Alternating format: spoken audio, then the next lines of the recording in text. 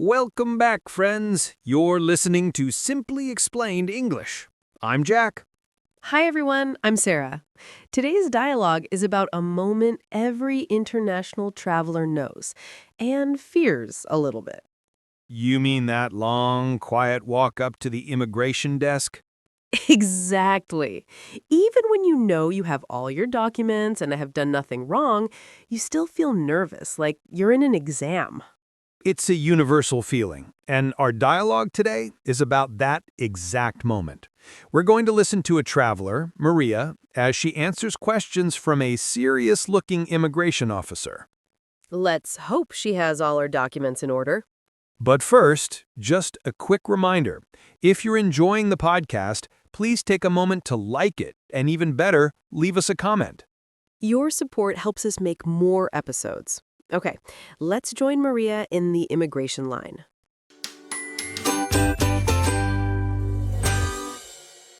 Okay, deep breath, be calm. I have my passport, my visa, and my return ticket. Everything is in order. Don't sweat it, Maria. Nothing will come up. Just be polite and answer the questions clearly. Don't look nervous. Next. Good morning. Passport, please. Good morning. Here you are. What is the purpose of your visit to the United Kingdom? I'm here for a holiday, for pleasure. How long are you planning to stay? For 10 days. And what is your occupation back in your home country? I'm a teacher. Are you currently employed? Yes, I work at a high school. Okay, why does he look so serious? That was a simple question. Weird. Just answer the questions. Don't offer extra information. My heart is beating so fast right now. Do you have sufficient funds for your trip? Yes, I have my credit cards and about £500 in cash for small expenses. And what is your general itinerary? Mostly sightseeing in London for the first week, and then I'm visiting a friend in Manchester for the last 3 days. Have you filled out your customs declaration form? Yes, it's here inside my passport. Okay, everything seems to be in order. Have a nice day. Thank you so much.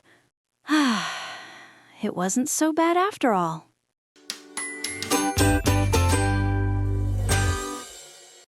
Wow, you can really feel the tension in that dialogue, especially during the pauses. Definitely. I think we've all been Maria in that situation. But it's full of very formal and useful vocabulary for traveling. Let's start with Maria's first thought. She checks that all her documents are in order. This phrase means everything is correct, tidy, and in the right place. Yes, it's about being prepared. For example, before a big trip, you should check your passport and tickets to make sure everything is in order. Let's repeat that. The police officer said my documents were all in order.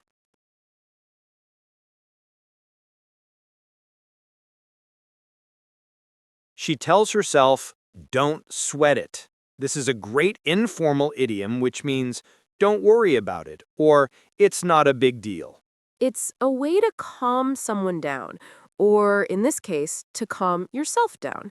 You can say to a friend who is very sorry for spilling a little water, don't sweat it. It's no big deal. Let's practice saying it in a relaxed, friendly voice. Don't sweat it. She hopes that nothing will come up. To come up is a very useful phrasal verb. In this context, it means for an unexpected problem or situation to happen. You often hear it when people cancel plans. For example, I'm so sorry I can't come to dinner tonight. Something has come up at home. So Maria was hoping no surprise problems would happen. Let's practice that. Repeat. I hope nothing important comes up. The officer asks for the purpose of your visit. This is a very common and formal question. Purpose means the reason for doing something. Exactly. In this situation, the officer wants to know the reason for your trip. Your purpose can be tourism, business, study. Let's practice that full formal question. Repeat. What is the purpose of your visit?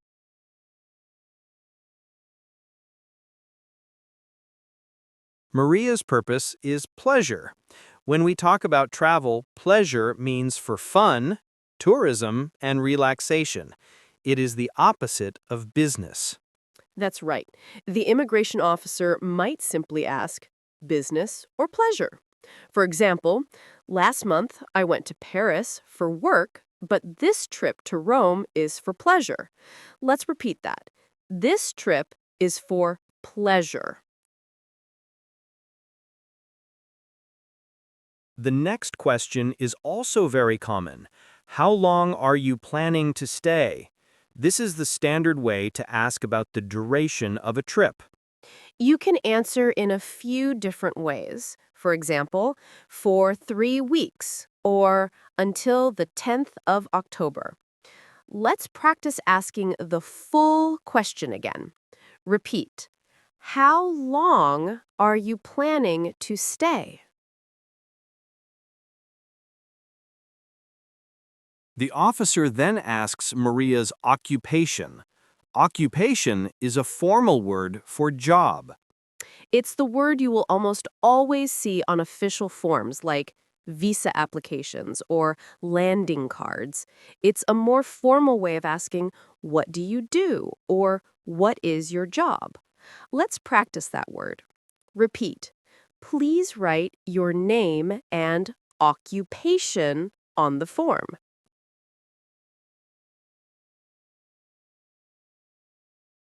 And to confirm this, the officer asks if she is currently employed. The adjective employed means having a paid job. The officer wants to know if she has a job to go back to in her home country. It's a very common question. And the opposite of employed is unemployed. Let's practice. Repeat this question. Are you currently employed? In her thoughts, Maria says, the situation is weird. Weird is a very common adjective that means very strange or unusual in a way that is surprising or difficult to understand. It's a great word for something that is not normal. For example, I heard a weird noise outside my window last night. Was it a cat? I hope so. Let's practice. Say this with a surprised voice. My computer is making a weird sound.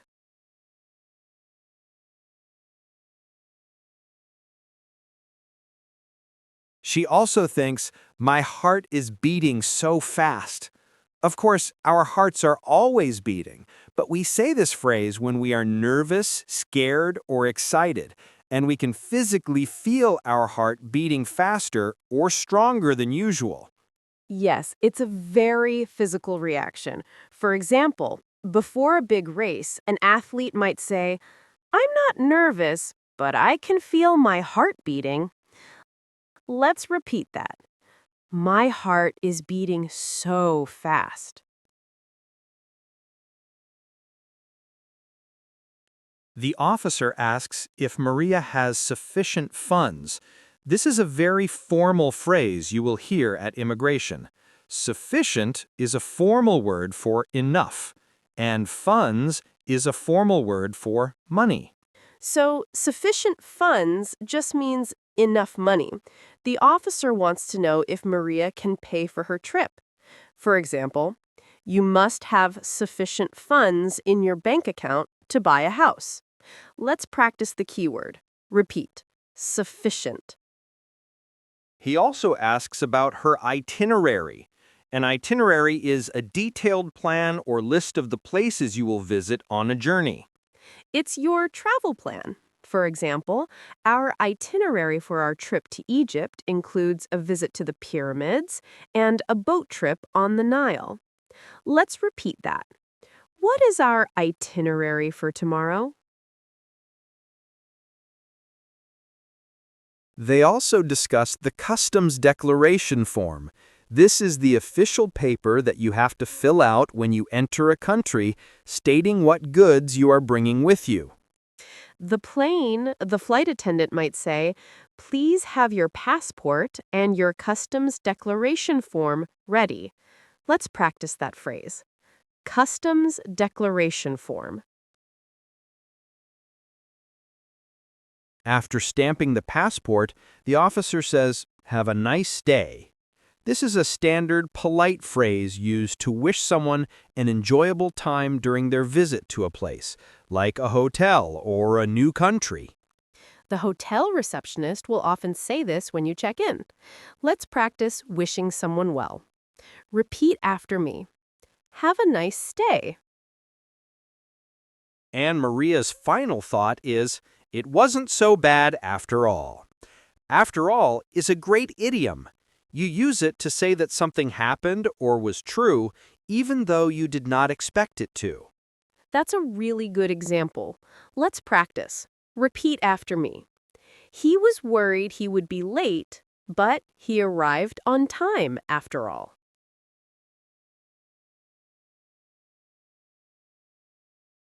Fantastic. And with that, the analysis of all our key phrases is complete. Now that you have a deeper understanding of all the vocabulary, let's listen to Maria's experience at passport control one last time.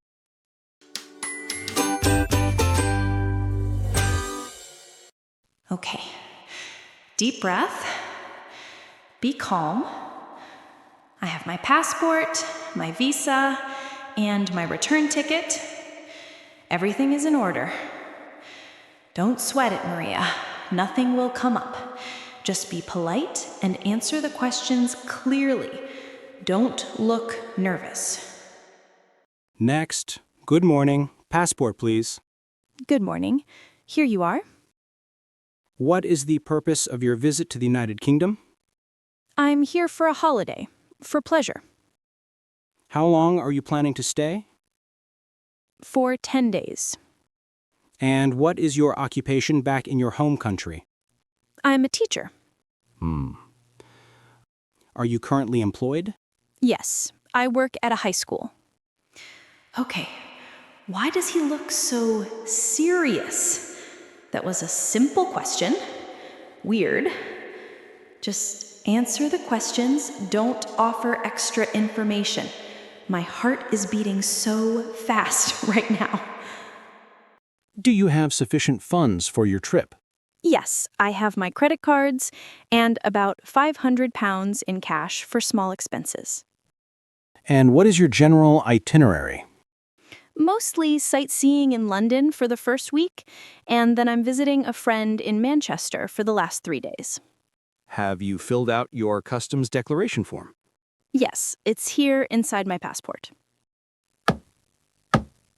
Okay, everything seems to be in order. Have a nice day. Thank you so much.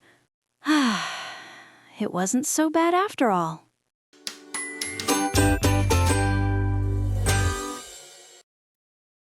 And we're back. It's so much clearer the second time, right? It is. Now for our final practice. Just listen to the first sentence and then repeat it aloud with us on the second one. Ready? First one, in order. Repeat it with me. In order. He keeps his desk perfectly in order.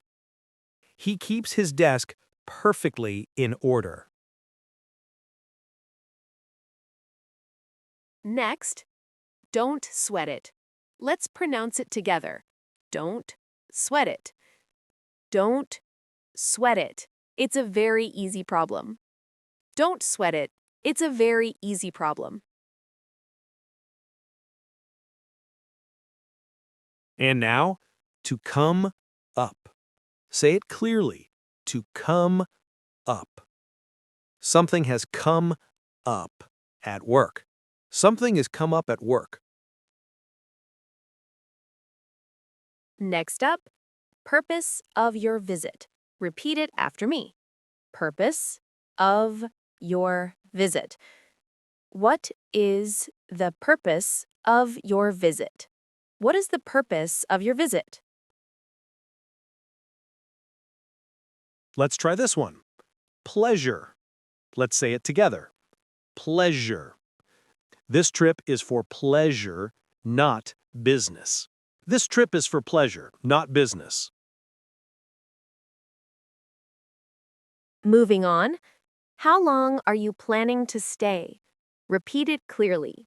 How long are you planning to stay? How long are you planning to stay at the party? Almost there. Occupation. Let's pronounce it together. Occupation. My occupation is a writer. My occupation is a writer. A good one. Employed. Repeat it after me. Employed. She is currently employed at a bank. She is currently employed at a bank.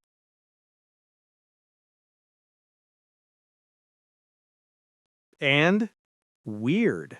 Let's say it together. Weird. That was a very weird movie. That was a very weird movie. Next, my heart is beating. Repeat the phrase. My heart is beating. When I'm nervous, my heart is beating fast. When I'm nervous, my heart is beating fast. Next up, sufficient funds. Repeat after me. Sufficient funds. Do you have sufficient funds to pay for this? Do you have sufficient funds to pay for this? And itinerary. Let's pronounce it itinerary. Let's check the itinerary for tomorrow. Let's check the itinerary for tomorrow. Next, customs declaration form. Say it clearly. Customs declaration form. You must fill out the customs declaration form. You must fill out the customs declaration form.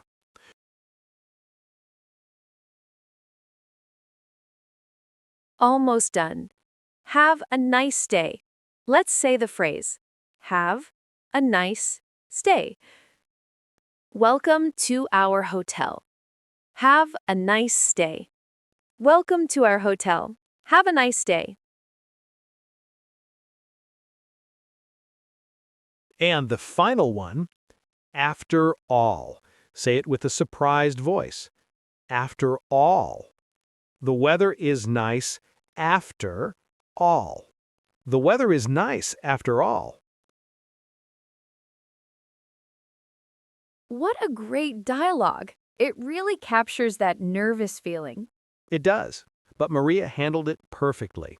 And you all did a fantastic job with us today. Now it's your turn. Our question for you is, have you ever felt nervous at passport control? What is the most difficult question an immigration officer has ever asked you? Let us know your stories in the comments section. We love reading them. That's all we have for you today. Until next time, keep practicing. Bye for now.